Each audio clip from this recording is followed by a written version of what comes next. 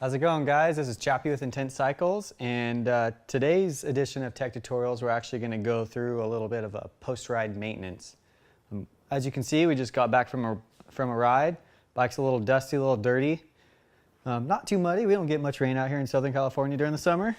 But anyways, we're going to get started with this. So first order of business, anytime you get back from a ride, I always like to wipe the bike down thoroughly. I think it's really important to be able to basically touch every single aspect of the bike, whether it be the rims, spokes, drivetrain, frame, fork, all that stuff. When you wipe the bike down, it really enables you to touch everything, so you don't miss anything, and that's really what we want to do. We want to be very thorough with our post-ride check. So my favorite is Pledge, believe it or not, household common product, and it works extremely well, although don't get on your brakes because it will make your brakes not work well. So just be careful when you're going through things. Just be very thorough and check everything. Always check the teeth on your chain ring. Make sure there's no unusual wear, or you may have bent it from an impact of a rock. As you go over everything, feel for any loose bolts or anything that could have come loose during your previous ride. So far, everything's looking nice and good. It's a little dusty.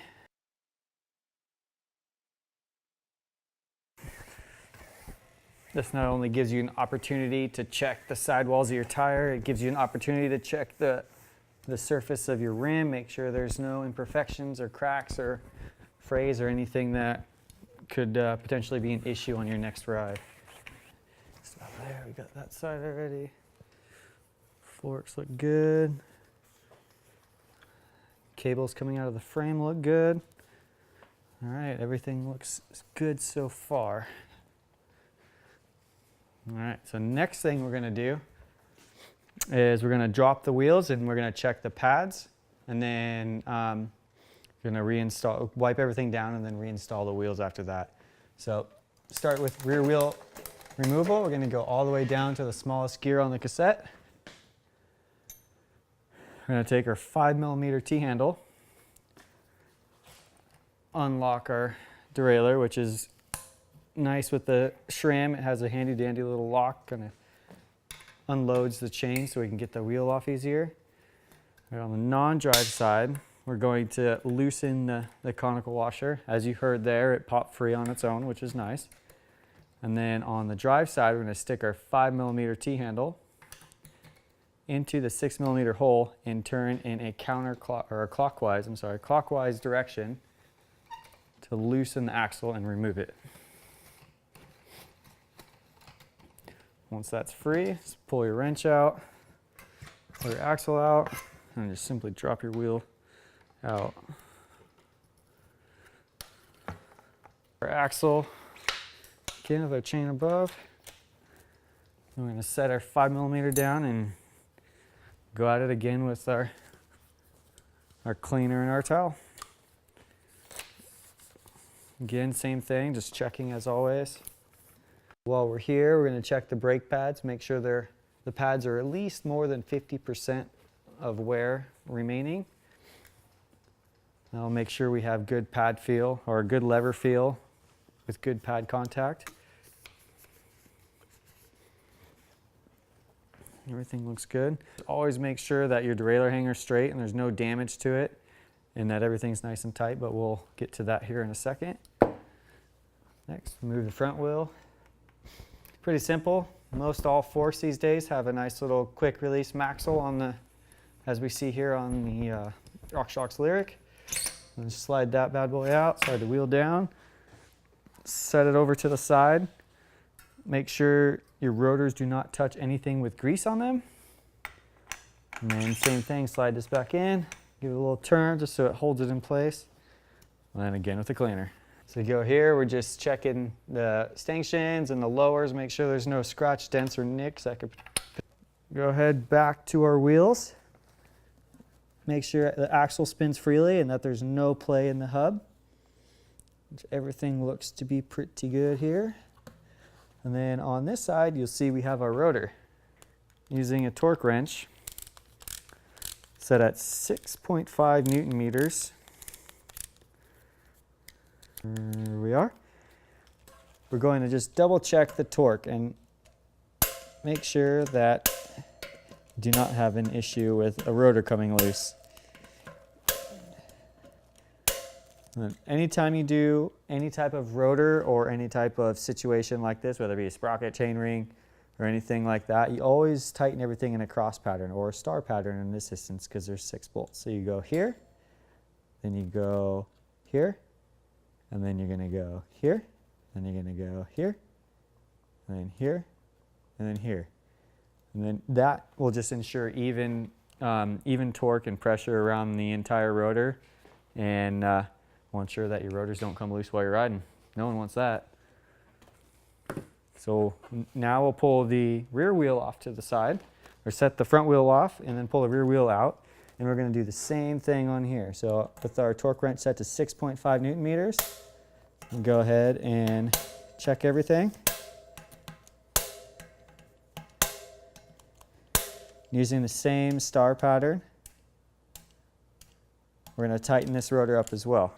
Just like every other bike, you always want to put the chain on the smallest cog on the cassette. Slide your rear wheel up, make sure everything's nice and aligned. Axle in. And then from your drive side, take your 5mm T-handle and turn it counterclockwise in order to tighten that axle.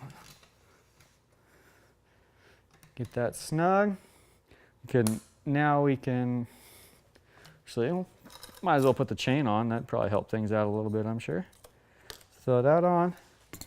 And then we'll unlock the derailleur, let that go back into place. Make sure our derailleur hanger bolt is nice and tight. We will torque that to 10 to 12 Newton meters.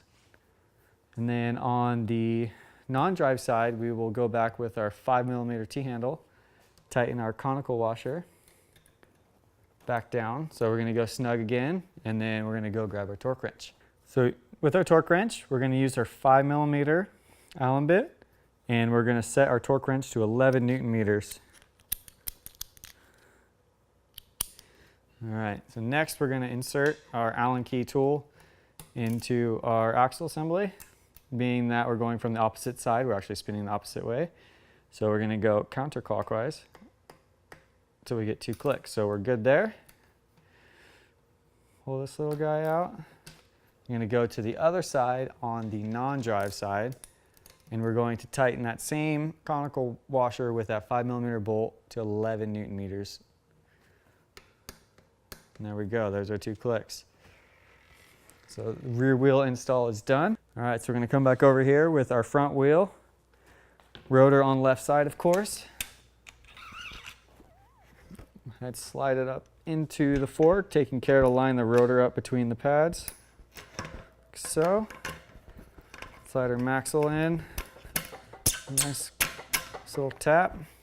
Head to turn. Make sure she's nice and tight. Be sure, sometimes you can actually over tighten the maxle. Just make sure it's not too tight. It shouldn't be too hard to push with your hand. If it's tough and you have to put your body into it, you know you've gone too tight. So you need to either reset your maxle or clock it a quarter turn. Either backwards, facing backwards, or straight up is acceptable. Downwards and forwards is not. So just make sure your axle is clocked. If it's not clocked properly, we can refer you to our RockShox partners, and in their user manuals, they'll be able to provide you the information to reclock there. We're going to do a quick wipe down of the drivetrain and run through the gears to make sure everything's good and nothing's out of major adjustment. So using a dirty rag, I'm going to come back. Basically, we're just going to spin the drivetrain backwards with a towel. I just like to kind of create like an O with your fingers and just kind of give it a little rub, get any heavy dirt or grease off of the drivetrain.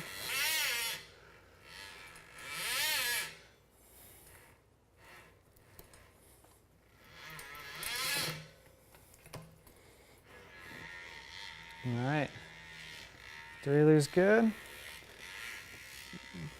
So now that we've got that wiped off and any heavy dirt and debris wiped off the chain, we're going to kind of give it a quick little run through.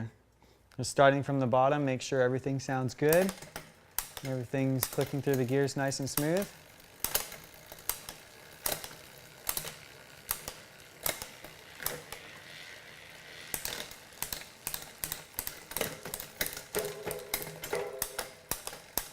Looks to me right now, we're looking pretty good.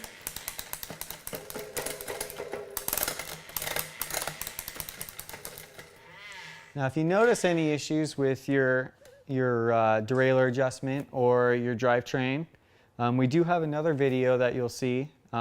It focuses primarily on drivetrain setup and care. With our 5mm Allen bit, we're going to go ahead and double check torque on our shock bolts. So using a 5mm Allen key, I'm going to go ahead and break the shock bolts free. This side, and then we're going to come back with our torque wrench with that 5mm hex bit, and we're going to reset our torque. Perfect. And then with the front, use that same 5mm T-handle. Holding on the non-drive side, we will turn the drive side bolt. Perfect.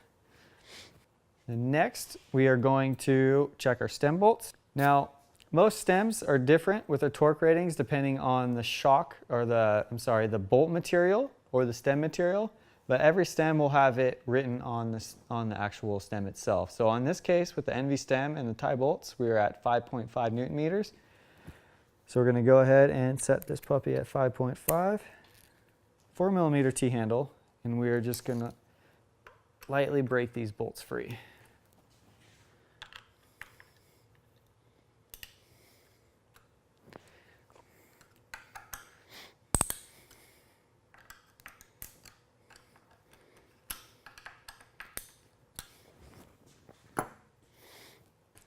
Now using that torque wrench, we're going to go ahead and tighten everything up in a uniform pattern. Go through at 5.5 Newton meters for the click.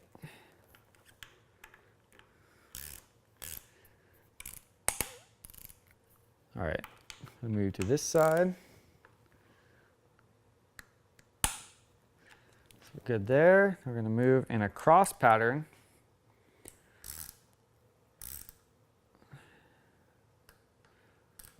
There, so bottom right. Now we're going to go to top left. That click. Now we're going to go over to the top right.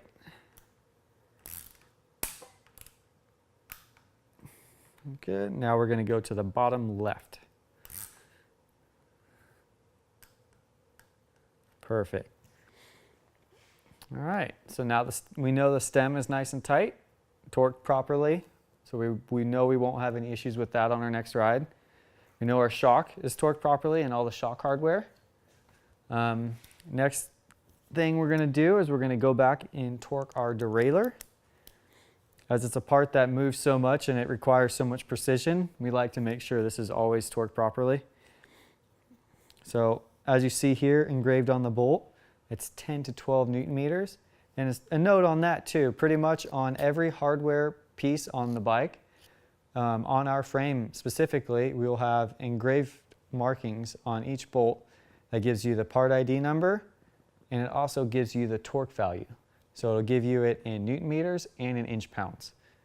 So that's kind of a cool little feature. So you don't really have to go back to the user manual very often. You can just kind of look at the bolt. So we'll go back and we're going to check our derailleur. So our derailleur is good to go. All right, so next thing is we're just going to kind of do a quick check of spoke tension. Nothing super in-depth or anything with this because it's just an after every ride thing. We're just going to go through and squeeze each cross of spoke. Primarily the reason for this is to catch any abnormally loose or abnormally tight spokes. So if you're not too sure how to true or retension your wheel, either head to your local bike shop or refer to the website that your wheel is manufactured by, whether it's NV, Mavic, or DT Swiss or any of those manufacturers. I'm sure they'd be more than happy to get you squared up with that. Now that we've checked the wheels, we've checked tires, we've wiped the frame down, we've checked the forks and the shock, we've checked everything. Next thing to do really is just set the bike aside and get ready for your next adventure.